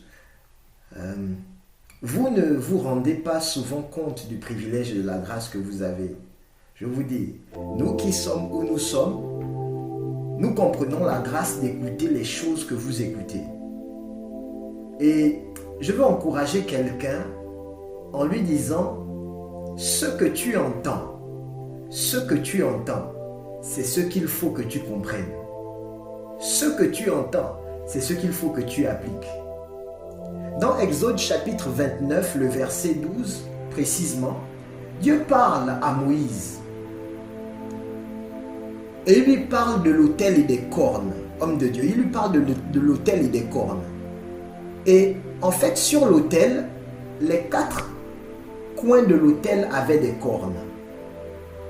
Et étrangement, c'est sur l'autel aussi, où il y avait des cornes, qu'on faisait le sacrifice. Le sang coulait. Et au verset 12 dont nous parlons, il lui disait, tu vas toucher le sang avec ton doigt et tu vas toucher, en fait, tu vas mettre du sang sur les cornes, les 4 cornes qui étaient sur les 4 coins de l'autel. Et corne en hébreu, c'est le mot kéren. Kéren veut dire pouvoir, ça veut dire force et ça veut dire puissance. Le lieu de la mort était aussi le lieu de la puissance. Le lieu où coulait le sang, c'est aussi à ce lieu-là que la puissance de Dieu était manifestée. Vous ne pourrez pas voir la gloire si vous n'avez pas, ou le pouvoir, ou la puissance, si vous n'avez pas payé le prix. Le sang doit couler. Il faut que quelque chose se produise. Il faut un sacrifice. Il faut une offrande. Je veux nous encourager ce soir, frères et sœurs en Christ, le christianisme, avoir la capacité de produire des preuves, avoir la capacité en Christ de guérir les malades, c'est gratuit, mais guérir un malade, c'est payant. Il y a une différence. Il dit, je vous ai donné le pouvoir de faire. Avoir reçu ce pouvoir-là, c'est gratuit. Mais pouvoir le faire, c'est payant. Avoir des pieds, c'est avoir le pouvoir de marcher. Mais marcher, c'est une autre chose. C'est une action. Et ça nécessite un prix à payer. Comprenez ça. Ce que l'homme de Dieu vous a dit ce soir, c'est important. Ce sont les principes importants de la vie. Rien n'est gratuit. Si un enfant naît sans pied, il y a un problème. Mais s'il naît avec les pieds, on se dit qu'il a la capacité de marcher. Mais ce n'est pas parce qu'il a la capacité de marcher qu'il peut marcher. Il faut qu'il paye le prix de l'apprentissage pour marcher. Donc avoir déjà les pieds, c'est bien, mais ça ne suffit pas. Frère en Christ, le salut, c'est bien, mais il y a un prix à payer. Le lieu du sacrifice est aussi le lieu de la puissance. Je veux que ce soit notre partage pendant que je prie. Je veux que nous comprenions cela. Ce que l'homme de Dieu a dit est parfait. C'est ce qu'il faut comprendre. Vous avez un prix. Nous avons un prix à payer tous. Dieu nous a tout donné gratuitement. Mais pour manifester, c'est payant. Payons le prix. Élevons nos voix ensemble et prions, rendons des actions de grâce à Dieu. Père, merci pour ta grâce. Merci pour le privilège de cet temps et de ce culte.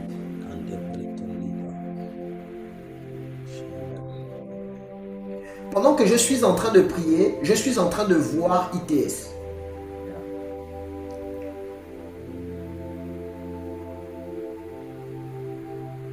Je vois des hommes qui sont en train de marcher avec un bâton. Je vois dans mon esprit, ce sont des enfants d'ITS. Ils sont en train de marcher avec un bâton. Mais pendant que je les vois en train de marcher avec un bâton, je vois quelqu'un qui est sorti. Et la raison pour laquelle il marche avec le bâton, c'est parce qu'il revient de la montagne. Il revient de la montagne. Et il ne pouvait pas se tenir. Il s'est servi du bâton pour avancer. Je vois cela dans mon esprit. Dieu me dit que le prix à payer est déjà attaché à ce ministère. Il me dit que c'est attaché à ce ministère. Je vois une maman dans mon esprit. Je vois une maman dans mon esprit. Elle a le diabète. Je vois une maman dans mon esprit, elle a le diabète. Elle a le diabète. La maman en question n'est pas gabonaise, elle est sénégalaise. La maman que je vois dans mon esprit, elle est sénégalaise. Si elle n'est pas encore dans le ministère, elle vient. Je vois une maman, elle a le diabète. Dieu va intervenir pour sa situation. Je vois qu'elle est connectée à quelqu'un qui est ici. Oh non. Je vois qu'elle est connectée à quelqu'un qui est ici. Je suis en train de voir des choses. Je suis en train de voir des choses. Le culte est fini. Le culte est fini. Le culte est fini. Le culte est fini.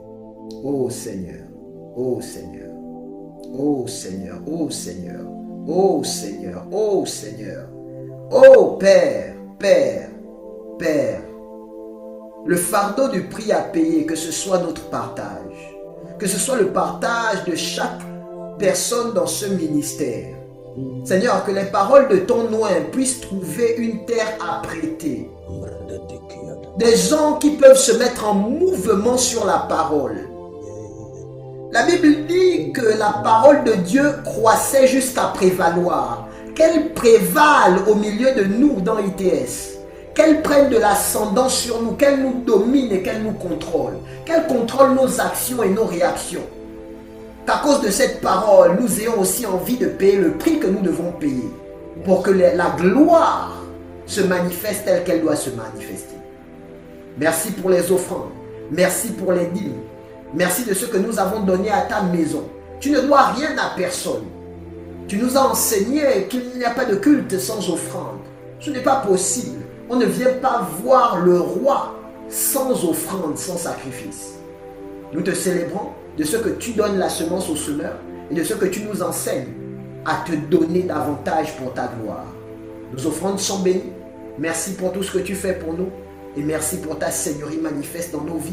Au nom de Jésus, nous avons ainsi prié. Amen, amen, amen. Amen. Que Dieu nous bénisse abondamment. Je crois dans le Seigneur que nous prendrons un temps pour prophétiser. Il y a beaucoup de choses que Dieu montre, mais Dieu est un bon Dieu. Il est le maître des temps et des circonstances. Merci, homme de Dieu, pour le privilège. Merci pour la considération. Et je vous rends la parole. Shalom ITS. J'ai été heureux d'être avec vous. Amen. Merci beaucoup, mon frère. Le temps pour prophétiser, effectivement, ça arrive à grands pas, très, très, très vite. Et je crois que Dieu nous fera énormément de bien. Alors, j'ai dit que je devais prier pour Leïla. Alors, Leïla, on se voit juste après. Compte tenu du temps, on va se voir juste après. Et voilà. Pour le reste, rendez-vous vendredi et que Dieu vous bénisse. Juste après, j'ai rendez-vous avec Leïla, j'ai rendez-vous avec Dariska, Marie-Mendes Fleury, Strésilia. Juste après également. Donc, que Dieu vous bénisse. Shalom à tous.